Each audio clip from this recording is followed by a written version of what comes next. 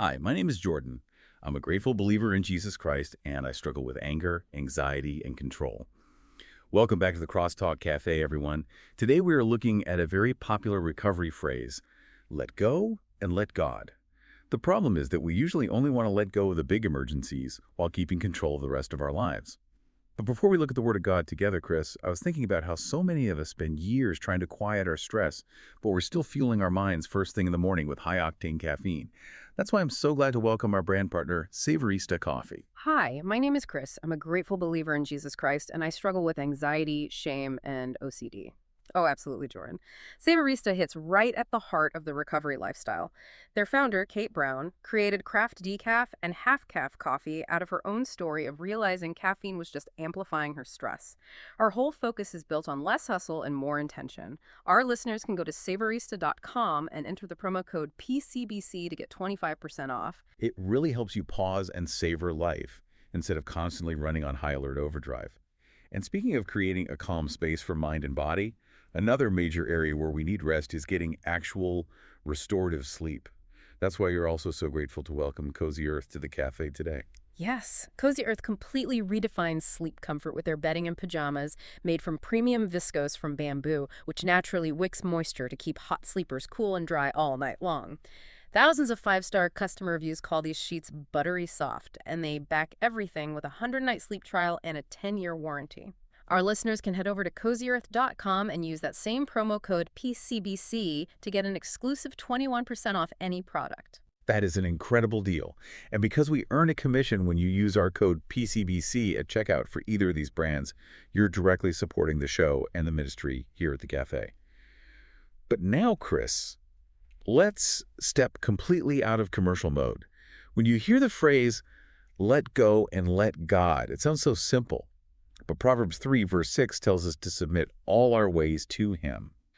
That is a massive challenge when we are used to lugging around our own heavy burdens. Yeah, I mean, if you just sit in those folding chairs on a Friday night or, grab a cup of coffee right here at these tables, you hear that phrase tossed around so casually. Yoke is constantly. Right? Just let go and let God. We literally print it on bumper stickers. We put it on coffee mugs. Yeah. But if we actually pause, if we pull apart what that phrase truly demands of us, what it requires from our physical bodies and our hidden thoughts, it is anything but casual. No, it's terrifying, honestly. Because if I'm being entirely honest with you, and with everyone listening right now, the idea of truly letting go of the steering wheel, it sends a literal shock of panic straight through my chest. Mm-hmm. We want letting go to be this, this peaceful, passive afternoon nap of the soul. Yes, that's exactly it. Right. We want God to hand us a small, super manageable list of maybe 3 or 4 toxic behaviors to quit. But, and this is the kicker, we want to retain ultimate veto power over the rest of our daily existence. Which is exactly how human nature prefers to operate. Yeah. We absolutely love our compartments. We're desperate to keep the spiritual stuff neatly separated from the mundane, everyday stuff. The fences we build. Right. We love to build little fences in our minds. Yeah. We say, okay, over here is the disaster zone where I need divine intervention. But over there, that's my Tuesday morning schedule. And that is strictly mine to direct. Well, wait, let's play devil's advocate for a second. Isn't there a logic to that? How do you mean? Think about a 911 dispatcher. We don't call emergency services to help us chop carrots for dinner, right? Right. Or to figure out why our kid is sulking before school. We only dial those 3 numbers when the kitchen is actively on fire, or when all our internal resources are gone and the situation is undeniably beyond our physical capacity. That's true. So when the scary diagnosis comes or, the bank account goes to absolute zero, we throw our hands up and scream for divine dispatch. So why is it wrong to treat God like that ultimate safety net for the disasters while we just manage the daily routine ourselves? Okay, well, the problem with the 911 dispatcher approach is the inherent distance it creates. Okay, say more about that. A dispatcher is just a voice on a radio. Yeah. They don't know your middle name, they don't know the layout of your living room, and they certainly don't live in your house. Wow. Yeah, that's a good point. You interact with them strictly out of desperate necessity, not out of intimacy. Non-intimacy at all, yeah. So when we relegate God to the role of emergency contact, we are loudly declaring, I only want you when I have 0 options left. Seriously.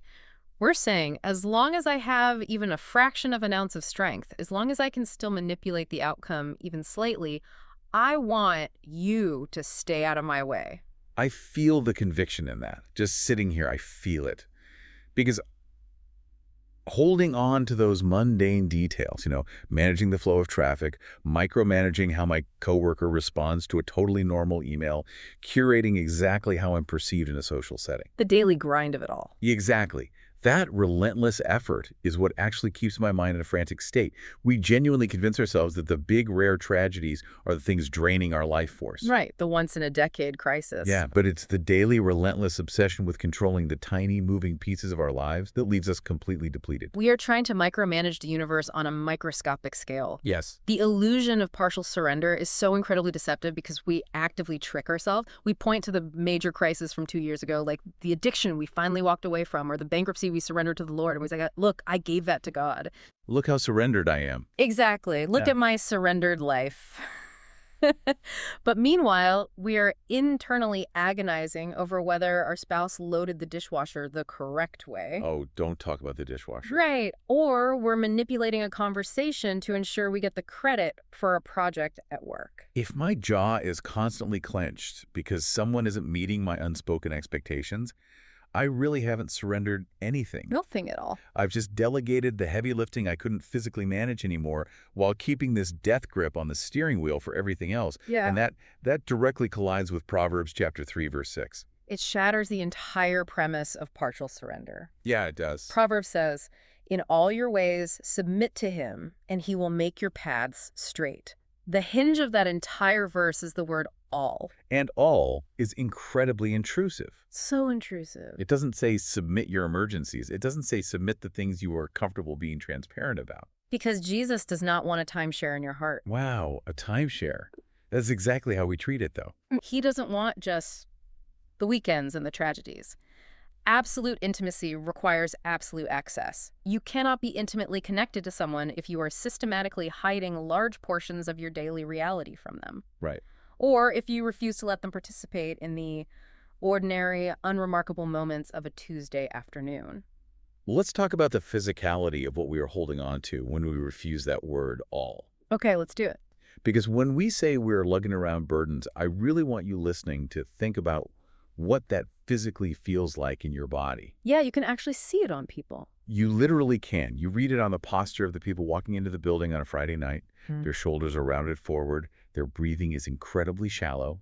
They are carrying immense, crushing boulders of unresolved guilt over things they did decades ago. And they are carrying the suffocating need to control the people they love. Oh, that's a huge one.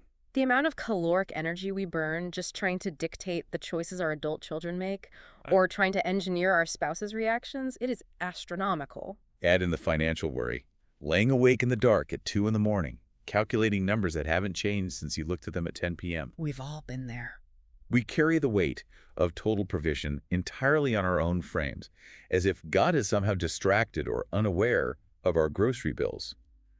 And the resentments. Oh, the resentment. Dragging around bitter grievances is like carrying a bag of wet cement. We lug that bitterness into every new room, every new relationship, assuming everyone is going to hurt us exactly the way the last person did. You know, the unifying thread behind all of those burdens, the guilt, the control, the worry, the resentment, is the false conviction that if we just suffer under the weight of them long enough, we can fix them. Wait, say that again. We think suffering fixes them. Yes. We subconsciously believe that our frantic worrying is a form of productivity. Oh, man, that it's hard. We think if we feel guilty enough, it serves as a penance that will somehow balance the cosmic scales for our past mistakes. Wow. If we hold on to the resentment tightly enough, we actually believe it will somehow punish the person who betrayed us. It's the sheer arrogance of believing we can outmanage our own brokenness. It really is arrogance. But I have to push back here, because if I'm sitting there listening to you say, just drop it, my immediate reaction is just straight panic. Of course it is. If my hands are empty, I feel entirely useless.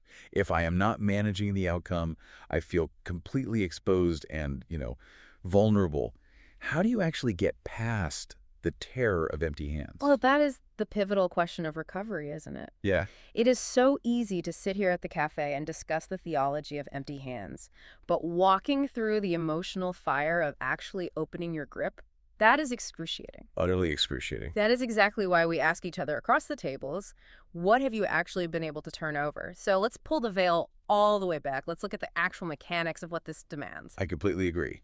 Let's get entirely out of the theoretical. Good. Let's do it. When you look at your own journey, what is the specific crushing burden you had to finally pry your fingers off of? For me, the most suffocating burden of my life was the absolute compulsion to manage everyone else's emotional state. Everyone else's. Everyone else's.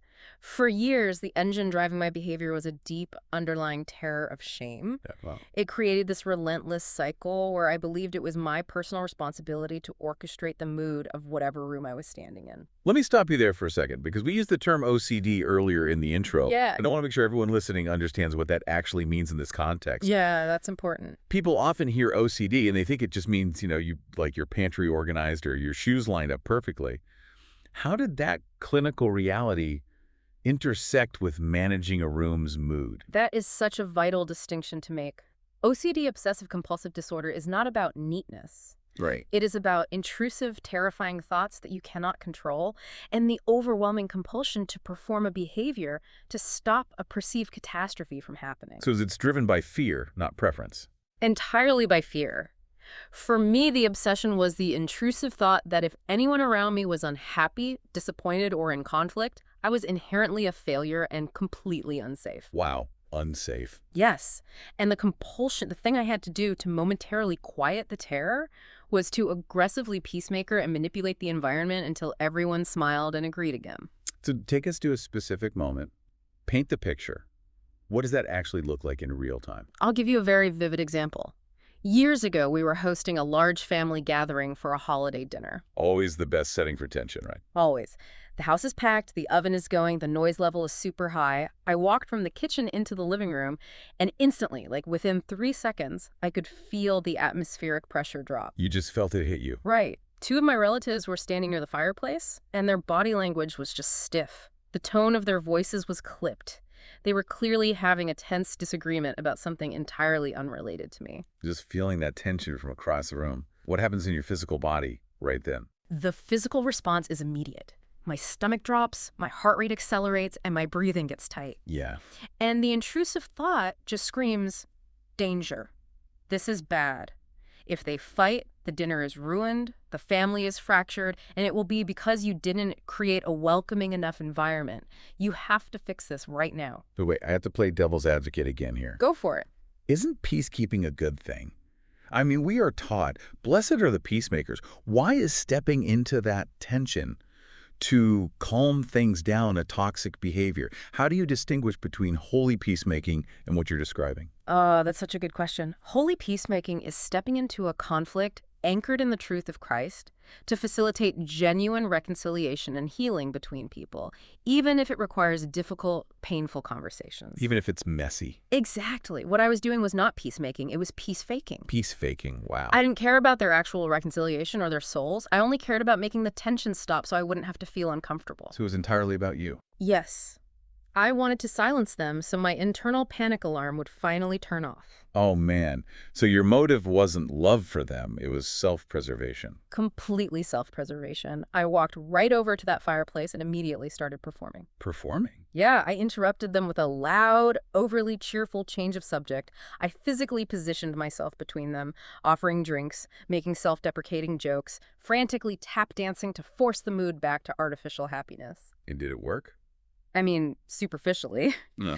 But I stayed hovering near them for the next hour, constantly monitoring their microexpressions. If one of them looked even slightly annoyed, I adjusted my behavior again. That sounds unimaginably draining. Yeah. You were essentially carrying the emotional sovereignty of 3 different human beings. It is the most isolating way to live.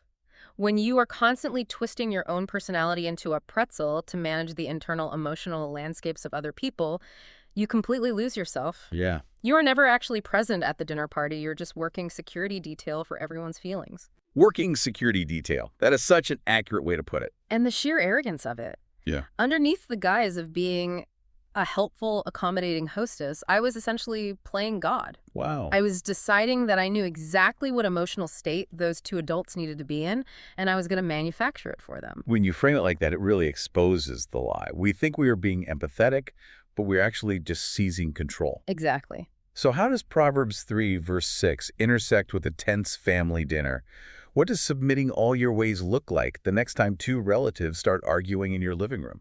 The shift is entirely internal before it ever becomes external. Okay. Now, when I feel that familiar spike of panic, when the physical urge to rush in and fix the tension flares up, submitting means I literally freeze my feet to the floor. You just stop. I stop, I take a slow, deep breath, and I have to actively confess in my own mind, Lord, these are adult human beings.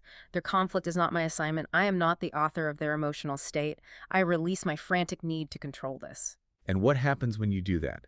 Does the tension magically disappear? No, that is the hardest part. Right. The relatives might still be arguing, the room might still feel painfully awkward, but the miracle is that the crushing weight of responsibility is gone. Oh, that's beautiful. I can stand in the kitchen, feeling the awkwardness, and actually experience a profound rest in my soul because I know it isn't mine to fix. I can finally just be a human being, trusting that God is entirely capable of managing their relationship without my frantic intervention. That requires so much courage, just allowing the uncomfortable silence to exist without jumping in to fill it.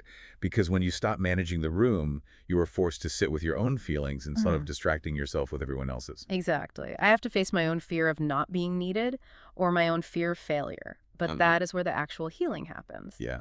So, okay, I've laid my particular brand of control out on the table. Let's look across at you.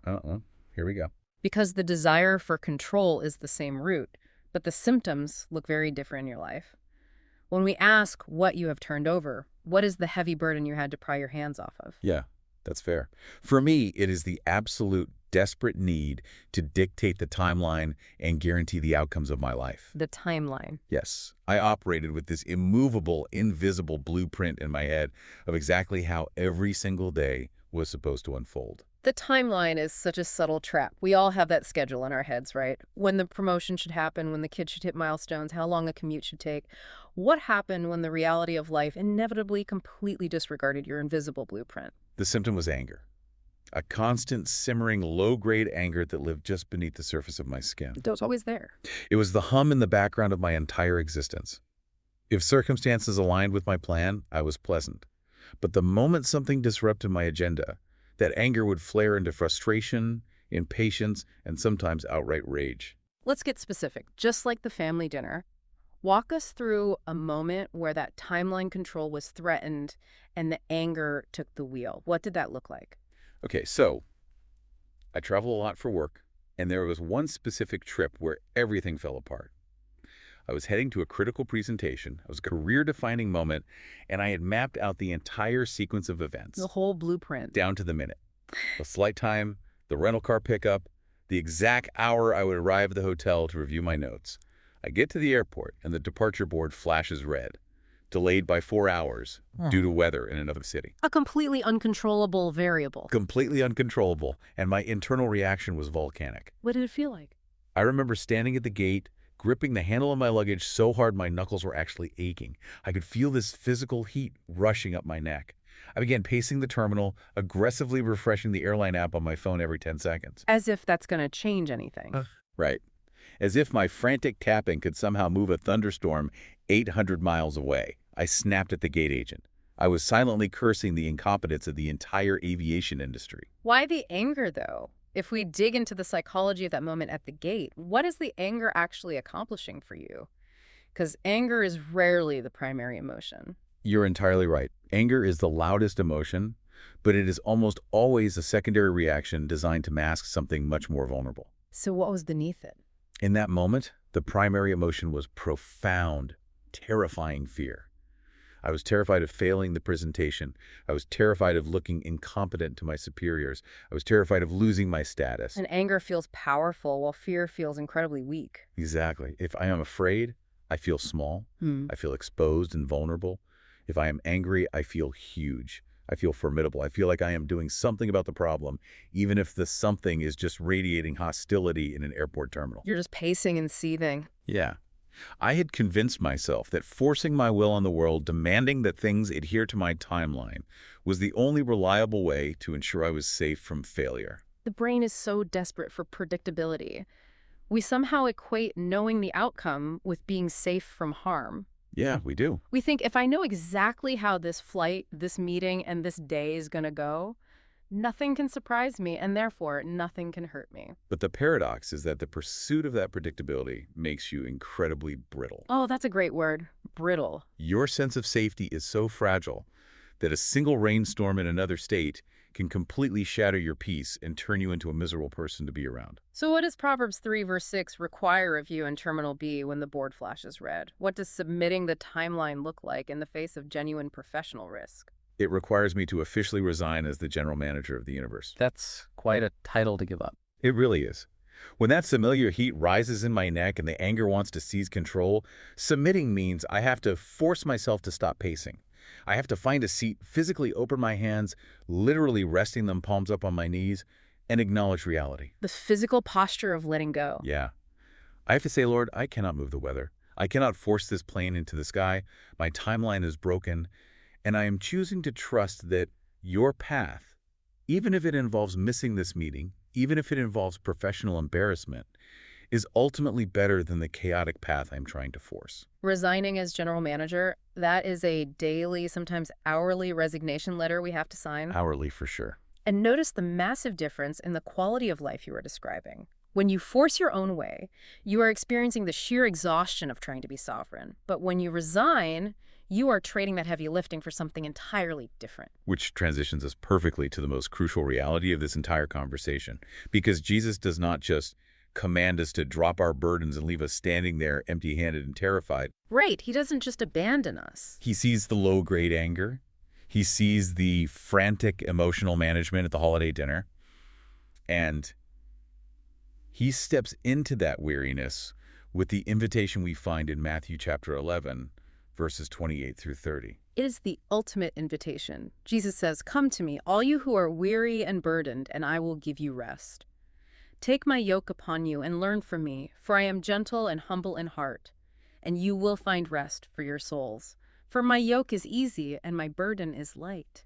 We hear those verses so often they can lose their edge, but look at the mechanism of what he is actually offering. Okay, break it down. He doesn't say, "Come to me and I will give you more willpower to push through the airport delay." He doesn't say, "Come to me and I will give you better psychological tactics for managing your family's tension." No, he doesn't. He asks for a direct physical trade. Let's explain the imagery of the yoke, because the agrarian context is completely lost on most of us today. Yeah, we don't spend a lot of time plowing fields. A yoke is a heavy, thick wooden beam.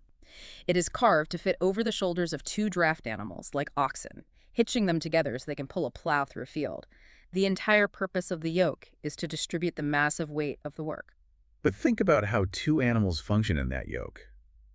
If you have a younger, frantic, anxious ox yoked next to an older, massive, experienced ox, Okay, yeah.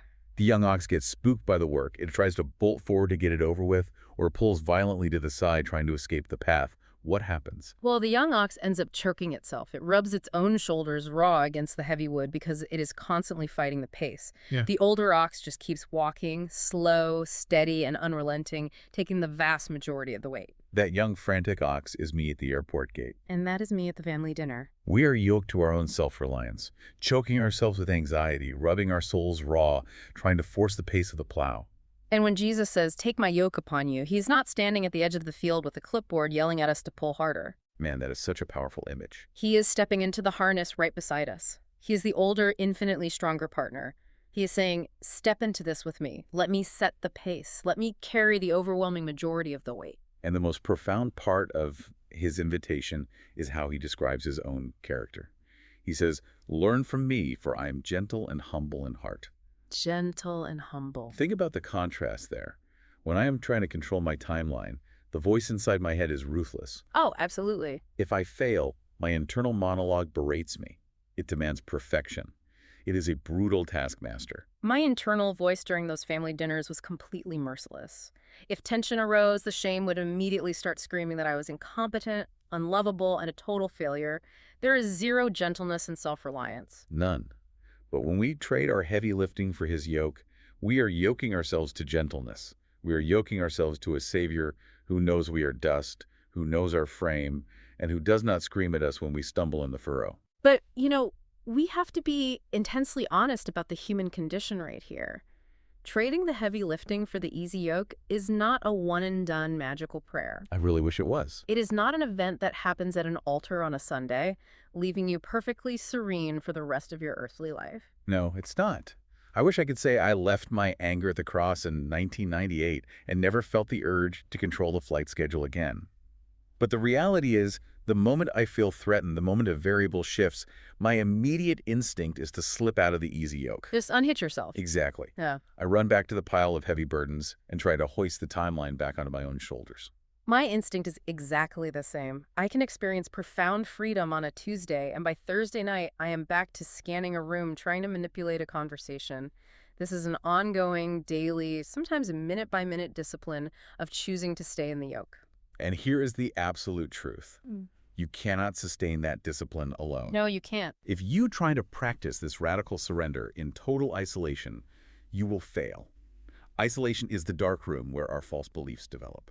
That is so true. When you are alone, the enemy convinces you that your anger is justified or that your frantic peacemaking is necessary for survival. Which is exactly why the physical community of recovery is not optional. It is essential life support. We need a secure harbor where we can practice dropping the heavy burdens and reminding each other what the easy yoke actually looks like. And that is exactly what the Ministry of Celebrated Recovery provides. Let's clearly define what this ministry is, because there are a lot of misconceptions out there. Yeah, let's clear that up. Celebrate Recovery is a safe, Christ-centered place to work through all of life's hurts, hang-ups, and habits. It is a room full of people openly admitting that their self-reliance is completely bankrupt. But we also need to explicitly state what it is not. Celebrate Recovery is not a replacement for professional medical care, clinical therapy, or psychiatric help. I am so glad you emphasized that, because there is a toxic stigma that still lingers in many church cultures. Oh man, is there ever? There is this completely false narrative that if you just pray hard enough, or if your faith is strong enough, you shouldn't need a doctor, a therapist, or medication for your mental health. That narrative is dangerous. It is deeply unbiblical. God designed medical science. If you have a broken leg, you don't just pray over it. You go to an orthopedic surgeon and let them set the bone, and you praise God for the surgeon's hands. Exactly. The brain is an organ, just like the heart or the lungs, and it requires clinical care. At Celebrate Recovery, we see this constantly with what is called a dual diagnosis. Can you explain that for the listeners? Sure. That is when someone is struggling with a behavioral addiction or a substance dependency, but they are also dealing with an underlying untreated mental health reality, like severe clinical depression, PTSD, or the OCD you and I described earlier. Trying to treat the addiction without clinically treating the underlying mental health condition is like putting a bucket under a leaking pipe without ever turning off the water main. They compound each other. The untreated anxiety drives the frantic need to control or numb out. That is why CR is passionately committed to walking hand in hand with professional medical care. Yes. The clinical professionals provide the map, the coping strategies, and the medical intervention. The recovery community provides the walking companions, the safe harbor, and the spiritual foundation to actually live out that healing week after week. And as we walk that road together, there is a profound, mysterious reality of the gospel that we get to witness. We tend to define freedom strictly as the complete removal of our struggle. Right, like an instant cure. We think, I will be free when I never feel the urge to control my timeline again. Or, I will be free when the clinical anxiety diagnosis is completely eradicated from my medical chart. But the reality of the easy yoke is often profoundly different. Sometimes God does not remove the physical thorn. It's hard to accept, but it's true. The medical condition might remain. The tendency toward panic attacks might still be a reality you have to manage with your doctor. The frustrating circumstances at work might not change, but what God does is infinitely deeper. He removes the absolute despair attached to the struggle. He removes the despair. Man, that changes everything. It changes everything. It means I can be in a crowded room, feel the familiar physical sensation of my OCD trying to spike, but the crushing shame that used to accompany it is gone. Because it doesn't define you anymore. Exactly. I am no longer defined by the struggle. I know I'm held by Christ, and the panic is just a weather pattern passing through. It is not my identity. You can experience genuine joy and profound soul rest right in the middle of a chronic struggle. That is what Jesus meant. The burden of life is still there. The plow still has to be pulled, but because you are yoked to him, the crippling despair is entirely lifted. But you have to physically show up to practice this. You have to step out of your isolation and walk into the room. For those listening who are curious about what that actually entails, we want to walk you through exactly what a Friday night at Peters Creek Baptist Church in South Park looks like. Because walking into a new place is scary. Very scary. We want to remove the fear of the unknown so you know exactly what to expect when you walk through those doors. We want to show you the architecture of this sanctuary. The evening begins precisely at 6:30 p.m. with our large group worship. And this is not just Christian karaoke or a warm-up act. It is a vital recalibration of our minds. Recalibration is the perfect word. Think about it. You have spent the last 160 hours frantically trying to manage your life, gripping the steering wheel desperately. You walk into that room with intense tunnel vision, completely focused on your own heavy lifting. The music and the biblical teaching physically force you to lift your eyes. It breaks the tunnel vision. You are surrounded by other voices acknowledging the gentleness and humility of Christ. It is a collective sigh of relief, a reminder that the world is spinning perfectly fine without our relentless management. And then, at 7:30 p.m., the entire dynamic shifts. We transition into the small groups, which is where the most difficult and the most beautiful work happens. It really is. These groups are entirely gender-specific. The men go to their rooms, the women go to theirs. This immediately creates a layer of shared experience and safety. But the true genius of these groups lies in the strict guidelines we fiercely protect. The guidelines are the walls of the harbor. We enforce zero crosstalk, absolute confidentiality, and absolutely no unsolicited advice giving. That last rule, no advice giving, is agonizing for someone like me. Oh, it's so hard. My immediate instinct, if a guy in my group shares that he is struggling with his teenager or facing a crisis at work, is to jump in and fix it. I want to give him a book recommendation, a 5-step strategy, or tell him how I handled it. Which is just another manifestation of control. Yeah, it is. If I am in a women's group and someone is crying over a broken marriage, my unsurrendered instinct is to rush in and offer solutions. Why? Because sitting with someone else's raw pain is deeply uncomfortable. We just want to escape the discomfort. I want to fix her pain so I don't have to feel the discomfort of sitting in the tension with her. Exactly. Mm-hmm. But the rule forces us to surrender that control. It forces me to sit there, keep my mouth shut, and just hold the space. It forces me to trust that the Holy Spirit is the ultimate counselor, and my job is simply to bear witness to my brother's pain. And for the person sharing, the freedom of that environment is intoxicating. It's intoxicating. When you realize that you can confess the darkest, heaviest, most unresolved corners of your life, and no one is going to interrupt you. No one is going to gasp in judgment. Right, and no one is going to slap a cheap Christian bumper sticker slogan on your wound to hurry you along. It changes you. Yeah. You are finally free to just tell the truth. The absolute confidentiality guarantees that freedom. What is said in that circle stays securely in that circle. And after we do that intense, heavy lifting of truth-telling, the evening softens. At 8:30 p.m., the doors open to the Crosstalk Cafe. This is the space we are sitting in right now. The coffee is poured, the snacks are out, and the intensity of the small group is replaced with genuine fellowship. It is the time specifically engineered for building healthy, sustaining relationships. Because you cannot do this alone. The cafe is where you find a sponsor, someone who has walked this difficult road further than you have, someone who knows the terrain and can help you navigate the minefields of your own false beliefs. Yeah. It is where you find accountability partners. It is where you laugh deeply and genuinely with people who understand exactly how hard it is to surrender. We remind each other over a cup of decaf to drop the burdens we keep trying to pick back up. We remind each other of the easy yoke, and we extend a passionate invitation for you to join us in this practice. Please do.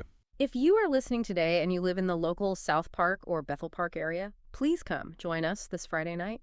Come exactly as you are with all your unresolved anger, your frantic people-pleasing, and your heavy weariness. Just walk through the doors and see what this safe harbor feels like. But we also know we have people listening in cars and kitchens far beyond Western Pennsylvania. You do not have to carry your burdens in isolation either. You can find a safe, Bible-centered recovery fellowship right in your own community by going to crlocator.com.